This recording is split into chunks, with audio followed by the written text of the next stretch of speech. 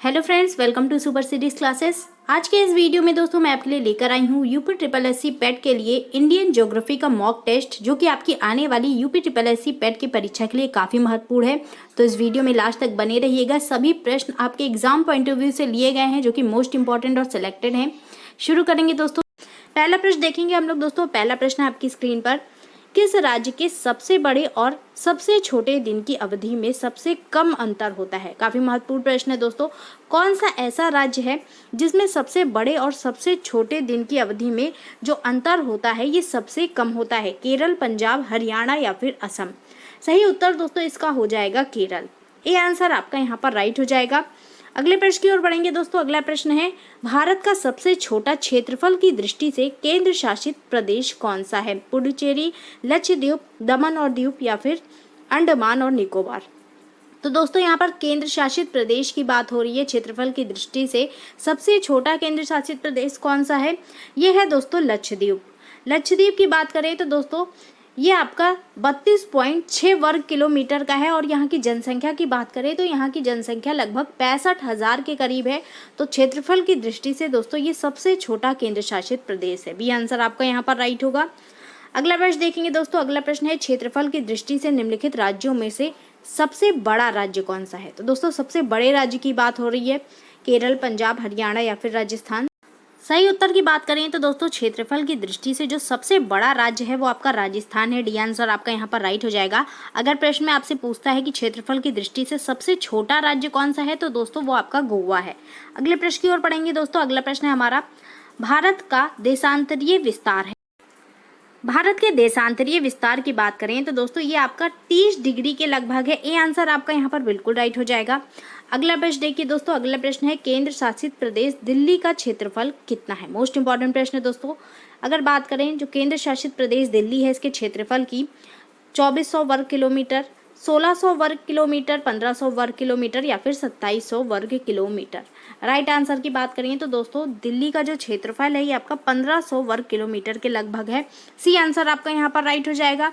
अगले प्रश्न की ओर बढ़ेंगे दोस्तों। अगला प्रश्न है हमारा, नीचे दिए गए राज्यों का भारत संघ के संपूर्ण राज्य का दर्जा प्राप्त होने का सही कालानुक्रम कौन सा है?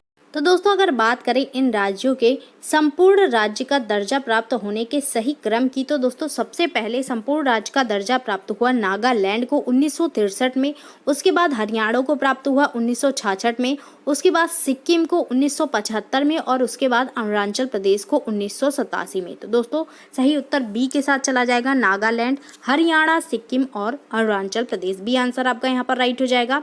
अगला प्रश्न है, श्रीलंका को भारत से पृथक करती है बंगाल की खाड़ी, विंध्य पर्वत श्रेणी, पामीर पठार या फिर मन्नार की खाड़ी? सही उत्तर की बात करें तो दोस्तों श्रीलंका को भारत से पृथक करती है मन्नार की खाड़ी। डी आंसर आपका यहाँ पर बिल्कुल राइट हो जाएगा।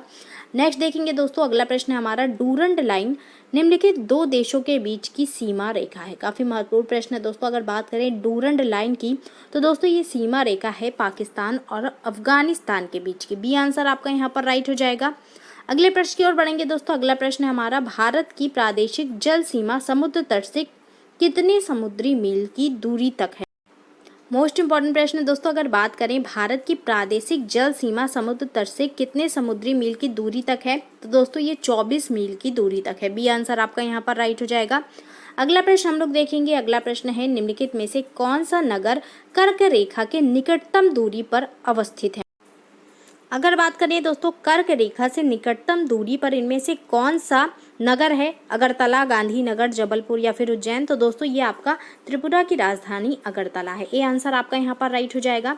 अगला प्रश्न हम लोग देखेंगे दोस्तों। अगला प्रश्न है, भारत एवं चीन के बीच सीमा निर्धारित करने वाली मैकमोहन रेखा निम्नलिखित में से किस प्रदेश के उत्तर सीमा पर खींची गई है? जम्मू कश्मीर, उत्तर प्रदेश, हिमाचल प्रदेश या फिर अरुणाचल प्रदेश? सही उत्तर की बात करें तो दोस्तों मैकमोहन रेखा जो है ये अरुणाचल प्रदेश के उत्तर सीमा पर खींची गई है। डी आंसर आपका यहाँ पर राइट हो जाएगा।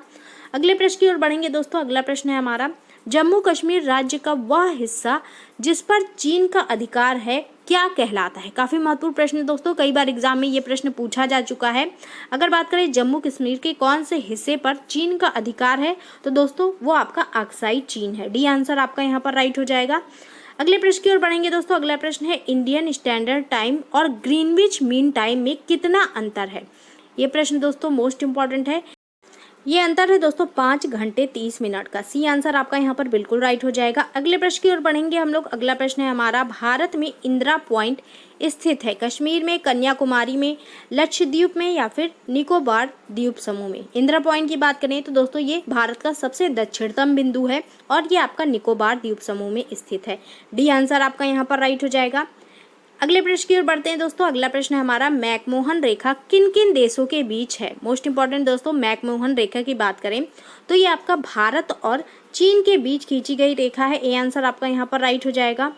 अगले प्रश्न की ओर बढ़ते हैं दोस्तों। अगला प्रश्न है, भारत की स्थलीय सीमा निम्न में से कौन से देश से जुड़ी हुई नहीं है। नहीं पूछी जा रही है दोस्तों।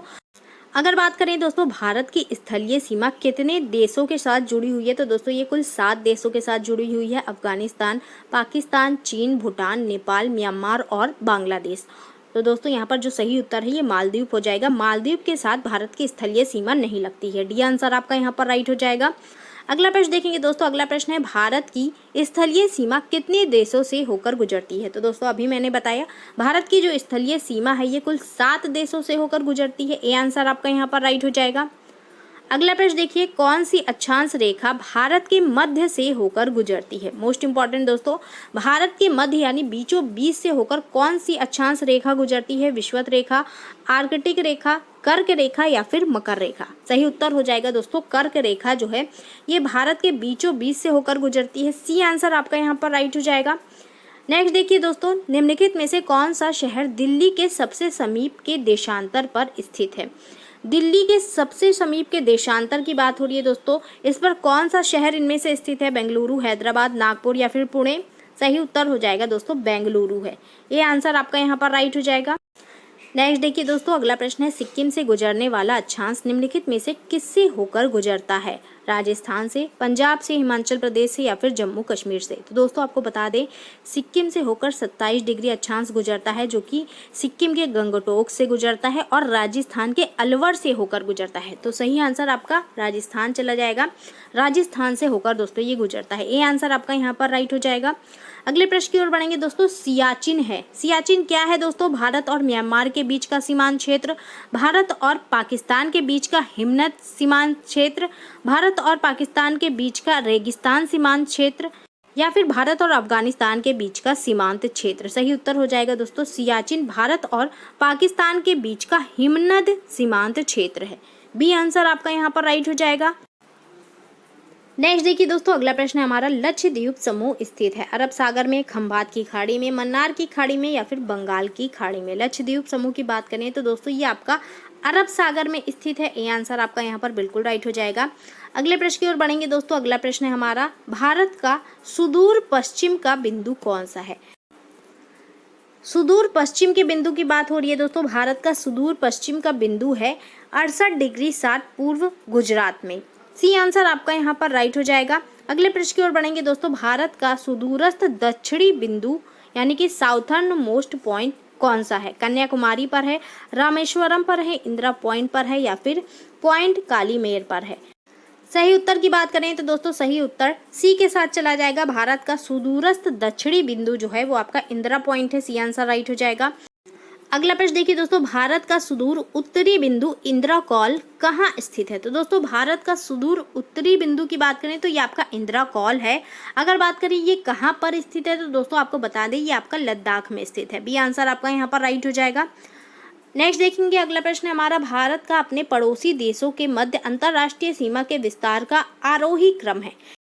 यानी दोस्तों भारत अपने पड़ोसी देशों के साथ जो अंतर्राष्ट्रीय सीमा साझा करता है उसको आपको आरोही क्रम में लगाना है। सबसे कम सीमा अगर बात करें किसके साथ शेयर करता है इनमें से तो नेपाल के साथ सबसे कम करता है, उसके बाद पाकिस्तान के साथ, उसके बाद चीन के साथ और सबसे ज़्यादा जो अंतर्राष्ट्रीय सीमा शेयर करता है भारत वो बांग्लादेश के साथ है। तो बी आंसर आपका यहाँ पर राइट हो जाएगा।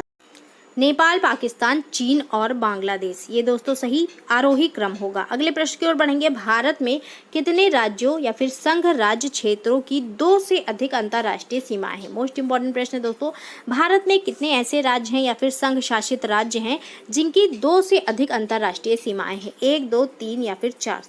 सही उत्तर हो जाएगा दोस्तों चार राज्य ऐसे हैं जिनकी अंतर्राष्ट्रीय सीमाएं जो हैं ये 2 से अधिक देशों के साथ है। अगर बात करें वे कौन कौन से हैं तो दोस्तों सिक्किम, अरुणाचल प्रदेश, लद्दाख और पश्चिम बंगाल, इनकी 2 से अधिक अंतर्राष्ट्रीय सीमाएं हैं। तो डी आंसर आपका यहाँ पर राइट हो जाएगा। अगले प्रश्न की ओर बढ़ेंगे। भारत के किस राज्य में भारत में कर्क रेखा यानी कि ट्रॉपिक ऑफ कैंसर के अति समीपस्थ कोई शहर है? तो दोस्तों अगर बात करें भारत में कर्क रेखा के अति समीपस्थ कोई शहर, ये किस राज्य में है? मिजोरम, मध्य प्रदेश, त्रिपुरा या फिर छत्तीसगढ़? ये है दोस्तों मध्य प्रदेश में। बी आंसर आपका यहाँ पर राइट हो जाएगा। अगला प्रश्न देखेंगे। बोमला दर्रा कहाँ पर अवस्थित है? सिक्किम में, अरुणाचल प्रदेश में, हिमाचल में या फिर उत्तराखंड में? बोमला दर्रे की बात करें तो दोस्तों ये आपका अरुणाचल प्रदेश में स्थित है। बी आंसर आपका यहाँ पर राइट होगा। अगले प्रश्न की ओर बढ़ेंगे दोस्तों। अगला प्रश्न है भारत किस गोलार्ध में स्थित है? उत्तर और पश्चिमी, उत्तरी और दक्षिणी, उत्तरी और पूर्वी या फिर दक्षिणी और पूर्वी? भारत की बात करें तो दोस्तों ये आपका उत्तरी और पूर्वी गोलार्ध में स्थित है। सी आंसर आपका यहाँ पर राइट हो जाएगा। अगला प्रश्न देखेंगे दोस्तों। भारत में कितने राज्य समुद्र तट रेखा में है? यानी समुद्र तट रेखा के पास कितने राज्य हैं भारत के? 9, 10, 7 या फिर 8? सही उत्तर हो जाएगा दोस्तों कुल 9 राज्य जो हैं ये भारत में समुद्र तट रेखा में है। ये आंसर आपका यहाँ पर राइट हो जाएगा। अगर बात करें वे कौन कौन से राज्य हैं तो गुजरात, महाराष्ट्र, गोवा, कर्नाटक, केरल, तमिलनाडु, आंध्र प्रदेश, उड़ीसा और पश्चिम बंगाल। आप लोग नोट कर सकते हैं। अगले प्रश्न की ओर बढ़ेंगे दोस्तों। निम्न नगरों में से कौन सा भारतीय राज्य कर्क रेखा के उत्तर में स्थित है? उत्तर की बात हो रही है दोस्तों। कर्क रेखा के उत्तर में कौन सा राज्य है इनमें से? झारखंड, त्रिपुरा, मणिपुर या फिर मिजोरम? सही उत्तर हो जाएगा दोस्तों मणिपुर राज्य जो है ये कर्क रेखा के उत्तर में स्थित है। सी आंसर आपका यहाँ पर राइट होगा। अगला प्रश्न देखिए। भारत का वह राज्य जिससे होकर कर्क रेखा गुजरती है? बिहार, झारखंड, जम्मू कश्मीर या फिर हिमाचल प्रदेश?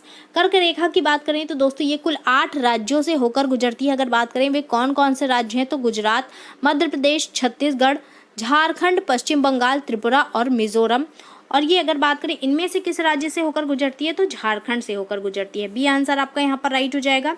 अगला प्रश्न देखेंगे दोस्तों। अगला प्रश्न है इंदिरा पॉइंट का अन्य नाम है? लाहिंगचिंग, पिग्मेलियन पॉइंट, पार्सन पॉइंट या फिर इनमें से सभी? इंदिरा पॉइंट की बात करें तो दोस्तों इनमें से सभी, यानी कि ये सभी इंदिरा पॉइंट के नाम है, अन्य नाम है। तो डी आंसर आपका यहाँ पर राइट होगा। अगला प्रश्न हम लोग देखेंगे दोस्तों। अगला प्रश्न है भारत की स्थलीय सीमा की लंबाई कितनी है? मोस्ट इंपॉर्टेंट प्रश्न है दोस्तों। अगर बात करें भारत की स्थलीय सीमा की लंबाई की तो दोस्तों ये आपका 15,200 किलोमीटर है। बी आंसर आपका यहाँ पर राइट हो जाएगा। नेक्स्ट देखिए दोस्तों। अगला प्रश्न है खैबर, गोमल, बोलन, टूची, खुर्रम क्या है? दर्रे, नदियाँ, घाटियाँ या फिर मैदान? इन सब की बात करें तो दोस्तों ये सब दर्रे हैं। ये आंसर आपका यहाँ पर राइट हो जाएगा। अगले प्रश्न की ओर बढ़ेंगे। भारत का अक्षांशीय अंतर है? मोस्ट इंपॉर्टेंट प्रश्न दोस्तों। भारत के अक्षांशीय अंतर की बात करें तो दोस्तों ये आपका 29 डिग्री 2 उत्तरी अक्षांश है। ये आंसर आपका यहाँ पर राइट हो जाएगा। अगला प्रश्न देखेंगे दोस्तों। ध्रुवों की ओर जाते समय 2 देशांतर रेखाओं के बीच की दूरी घटती जाती है। यह कथन आपको बताना है। कथन सत्य है, कथन असत्य है, कथन अपूर्ण है या फिर तथ्य अपर्याप्त है? तो दोस्तों आपको बता दें जब ध्रुवों की ओर जाएंगे तो 2 देशांतर रेखाओं के बीच की दूरी घटती है। ये कथन बिल्कुल सत्य है। ये आंसर आपका यहाँ पर राइट हो जाएगा। अगला प्रश्न देखेंगे। भारतीय मानक समय और कर्क रेखा भारत के कितने राज्यों से गुजरती है? 2, 3, 4 या फिर 5? तो दोस्तों यहाँ पर मानक रेखा और कर्क रेखा दोनों के कॉमन राज्यों के नाम पूछे जा रहे हैं। मानक रेखा की बात करें तो दोस्तों ये 5 राज्यों से होकर गुजरती है। उत्तर प्रदेश, मध्य प्रदेश, छत्तीसगढ़, उड़ीसा और आंध्र प्रदेश। और कर्क रेखा ये 8 राज्यों से होकर गुजरती है। गुजरात, मध्य प्रदेश, छत्तीसगढ़, झारखंड, पश्चिम बंगाल, त्रिपुरा और मिजोरम। और अगर बात करें दोनों के कॉमन राज्य कौन से हैं, मतलब दोनों ही रेखाएं किन किन राज्यों से होकर गुजरती हैं, तो दोस्तों कुल 2 राज्य ऐसे हैं जिनसे होकर ये गुजरती हैं। वे आपके छत्तीसगढ़ और मध्य प्रदेश हैं। अगला प्रश्न देखिए दोस्तों। भारत की दक्षिणी सीमा बंगाल की खाड़ी में डैश द्वारा निर्धारित होती है? तो दोस्तों अगर बात करें भारत की जो दक्षिणी सीमा है ये बंगाल की खाड़ी में किसके द्वारा निर्धारित होती है? सही उत्तर हो जाएगा दोस्तों 6 डिग्री 45 उत्तरी अक्षांश के द्वारा। ये आंसर आपका यहाँ पर राइट होगा। अगला प्रश्न देखेंगे। कर्क रेखा इनमें से किस राज्य से नहीं गुजरती है? छत्तीसगढ़, त्रिपुरा, मिजोरम या फिर मेघालय? तो दोस्तों कर्क रेखा जो है ये छत्तीसगढ़, त्रिपुरा और मिजोरम से होकर गुजरती है, लेकिन मेघालय से होकर नहीं गुजरती है। डी आंसर आपका यहाँ पर राइट होगा। अगला प्रश्न देखेंगे दोस्तों। अगला प्रश्न है संयुक्त राज्य अमेरिका में मानक समय कितने भागों में बटा है? 6, 7, 8 या फिर 9? तो दोस्तों आपको बता दें, संयुक्त राज्य अमेरिका में जो मानक समय है ये 7 भागों में बटा हुआ है। बी आंसर आपका यहाँ पर राइट होगा। अगला प्रश्न देखिए दोस्तों, मोस्ट इंपॉर्टेंट है, भारतीय संघ में केंद्र शासित प्रदेश हैं। कुल कितने केंद्र शासित प्रदेश हैं दोस्तों भारतीय संघ में? 5, 7, 8 या फिर 10? आपको बता दें दोस्तों, भारतीय संघ में कुल 8 केंद्र शासित प्रदेश हैं। सी आंसर आपका यहाँ पर राइट हो जाएगा। अगर बात करें वे कौन कौन से हैं, तो दिल्ली, अंडमान और निकोबार, चंडीगढ़, दादर और नागर हवेली और दमन दीव, ये दोनों दोस्तों एक ही कर दिए गए हैं। लक्षद्वीप, पुडुचेरी, जम्मू कश्मीर और लद्दाख, ये कुल 8 केंद्र शासित प्रदेश हैं भारत में। अगले प्रश्न की ओर बढ़ेंगे दोस्तों। अगला प्रश्न है लक्षद्वीप में कितने द्वीप आते हैं? मोस्ट इंपॉर्टेंट प्रश्न है दोस्तों। लक्षद्वीप में द्वीपों की संख्या की बात करें तो कुल 36 द्वीप आते हैं लक्षद्वीप में। डी आंसर राइट होगा। अगला प्रश्न है दोस्तों, गुजरात की अपेक्षा अरुणाचल प्रदेश में सूर्य उदय लगभग कितने घंटे पहले होता है? 1 घंटे पहले, 2 घंटे पहले, 3 घंटे पहले या फिर 4 घंटे पहले? अरुणाचल प्रदेश की बात करें तो दोस्तों भारत का सबसे पूर्वी राज्य है अरुणाचल प्रदेश, और गुजरात जो है ये भारत का सबसे पश्चिमी राज्य है। और गुजरात की अपेक्षा अरुणाचल प्रदेश में दोस्तों जो सूर्य उदय है ये लगभग 2 घंटे पहले हो जाता है। बी आंसर आपका यहाँ पर राइट हो जाएगा। अगला प्रश्न हम लोग देखेंगे दोस्तों, कर्क रेखा भारत के कितने राज्यों से होकर गुजरती है? तो दोस्तों अभी मैंने बताया था, कर्क रेखा जो है ये भारत के बीचों बीच से होकर गुजरती है और ये भारत के कुल 8 राज्यों से होकर गुजरती है। सी आंसर आपका यहाँ पर राइट होगा। अगला प्रश्न देखिए दोस्तों, भारत व चीन को विभाजित करने वाली रेखा का क्या नाम है? डूरन रेखा, रेडक्लिफ रेखा, मैकमोहन रेखा या फिर स्ट्रैफोर्ड रेखा? भारत और चीन की बात हो रही है दोस्तों। भारत और चीन को विभाजित करने वाली रेखा को मैकमोहन रेखा कहा जाता है। सी आंसर आपका यहाँ पर राइट होगा। अगला प्रश्न है हमारा, भारत की तट रेखा की कुल लंबाई है। मोस्ट इंपॉर्टेंट दोस्तों, अगर बात करें भारत की तट रेखा की कुल लंबाई की तो ये आपका 7,516 किलोमीटर है। बी आंसर आपका यहाँ पर राइट होगा। नेक्स्ट देखिए दोस्तों, भारतीय भूमि का उत्तरतम भाग है। भारतीय भूमि का सबसे उत्तरतम भाग इनमें से कौन सा है? Pygmalion point, Indira call, Leh या फिर दुआ नलित? ये है दोस्तों आपका इंदिरा कॉल। बी आंसर आपका यहाँ पर बिल्कुल राइट हो जाएगा। अगला प्रश्न है दोस्तों, भारत की स्थिति के संबंध में निम्न कथन को पढ़िए। कुछ कथन दिए हुए हैं दोस्तों भारत की स्थिति के संबंध में, आइए पढ़ लेते हैं। पहला कथन है, भारत उत्तरी गोलार्ध में व पूर्वी गोलार्ध के मध्य स्थित है। ये कथन बिल्कुल सही है दोस्तों, भारत जो है ये उत्तरी पूर्वी गोलार्ध के मध्य है। अगला कथन है, 8 डिग्री 4 से 37 डिग्री 6 उत्तरी अक्षांश और 68 डिग्री 7 से 97 डिग्री 25 पूर्वी देशांतर के मध्य स्थित है। ये भी बिल्कुल सही है दोस्तों। उत्तर से दक्षिण की लंबाई 3,214 किलोमीटर व पूर्व से पश्चिम की चौड़ाई ये 2,933 किलोमीटर है। ये भी कथन दोस्तों बिल्कुल सही है। भारत की आकृति त्रिभुजाकार है। ये कथन नहीं सही है दोस्तों। भारत का मैप आपने देखा होगा, इसकी आकृति त्रिभुजाकार नहीं है, तो दोस्तों ये कथन गलत हो जाएगा। बाकी 3 कथन जो हैं ऊपर के ये सही हैं, यानी कि दोस्तों यहाँ पर जो सही उत्तर है ये आपका डी के साथ चला जाएगा। फर्स्ट और सेकंड जो है, यानी फर्स्ट, सेकंड और थर्ड जो है ये आपके सही है। केवल फर्स्ट, सेकंड और थर्ड सही है। डी आंसर आपका यहाँ पर बिल्कुल राइट हो जाएगा।